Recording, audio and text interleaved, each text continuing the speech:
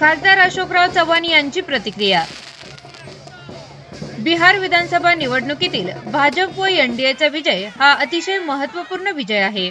एनडीएला मोठे बहुमत मिळाले असून महागठबंधनाची अवस्था दयनीय झाली आहे.